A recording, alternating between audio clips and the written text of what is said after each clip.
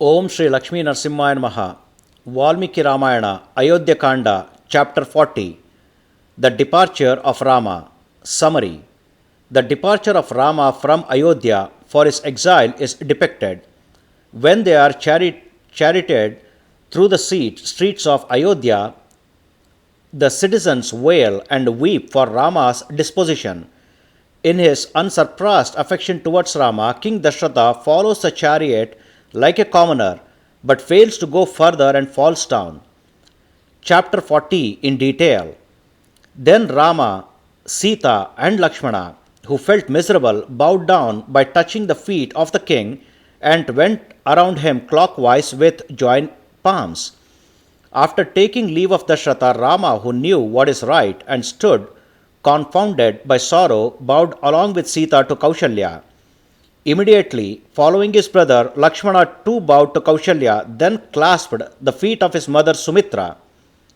Smelling as a token of affection the head of Lakshmana, mighty armed, who was saluting her, his mother Sumitra, who wished well of him, spoke weepingly to that son of hers as follows: Highly fond of your kinsman Rama, you have been permitted by me to dwell in the forest with your eldest half-brother. Do not neglect your half-brother. Do not neglect your half-brother Rama, who is going to the forest, my son. O sinless one, whether in adversity or in richness, he alone is refugee to you. It should become the code of conduct in the world that younger brother should be subject to the control of his elder brother. It is indeed a practice right from ancient times in your race to make gifts, to dedicate oneself to the performance of sacrificial rites, and to forsake one's body to fight battles. Thus speaking to Lakshmana, who was in readiness to leave the forest and who loved Rama dearly, Sumitra repeatedly said to him, Fare forth, fare forth. Know Rama to be Dasharatha. Look upon Sita, the daughter of Janaka, as myself. Consider the forest as Ayodhya and depart happily, my son. Then Sumantra, the humble man, who was aware of humility, joined his palms and spoke these words to Rama, even as Matali, charioteer of Indra, would to Indra, the ruler of gods. Mount the chariot. O the highly illustrious prince, may all be well with you. I shall take you speedily, whatever you direct me to go. You have to reside in the forest for 14 years. Those years, as directed by the queen, are to be considered having commenced. Having adored himself, Sita, with her comely buttocks, mounted with a delighted mind that chariot which was shining like the sun. Thereafter, Rama and Lakshmana, the brothers, quickly mounted the chariot, which was resplendent like fire and decked with gold. For Sita, who was accompanying with her husband, Dasharatha gave away garments and jewelry, taking into consideration the period for which she had to stay in the forest. Even so, for the two brothers, keeping the sets of weapons and armor of hard make with leather cover in the midst of the chariot, Sumantra saw the three, of whom Sita constituted the third, mounted and quickly drove the horse, which were highly admired with their swiftness resembling the velocity of wind. Rama, after departing to the great forest for a long term, unconsciousness prevailed in the city. There was faintness in the strength of people. The city of Ayodhya is filled with flurry, with its elephants intoxicated in rut and highly excited and resonant with tinkling of ornaments of horses. That city, including the youngsters and the old, stricken with extreme agony, ran towards Rama alone, in the same way as the one afflicted with heat of the sun rushes towards water. Having down towards sides and back of the chariot with their faces turned towards Rama and with their faces filled with tears, all those people said with a loud voice to Sumantra thus: Hold in the reins of the horses and go slowly and slowly, O charioteer. We would behold the face of Rama, which would be henceforth difficult to behold for us.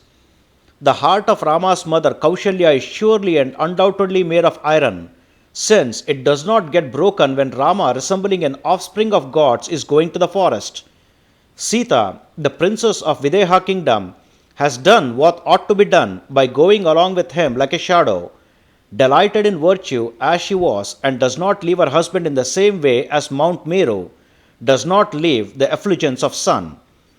O Lakshmana, you are attending ever to your brother who speaks affectionately and is equal to God. Ah, you are the accomplisher of purpose. It is an immense fulfillment for you. It is a tremendous good fortune for you. Nay, it is even a means to heaven that you are following this Rama. Saying so, those people were not able to restrain the tears that came and followed that Rama, their beloved delight of Ikshvakus. Then the king, with a distressed mind, saying that he would behold his beloved saw, came out of his palace surrounded by women who were too dejected. In front of him was heard a huge noise of crying women, echoing like trumpeting of female elephants when a lordly elephant has been pinioned. At that time, the father of Rama, as is well known as glorious King Dasharatha, a scion of Kakoshta, looked shrunk, like the full moon overshadowed by an eclipse. That glorious son of Dasharatha Rama, of inconceivable courage, directed the charioteer in the woods. Let the chariot be driven fast. Rama commanded the charioteer with the words, "Move on."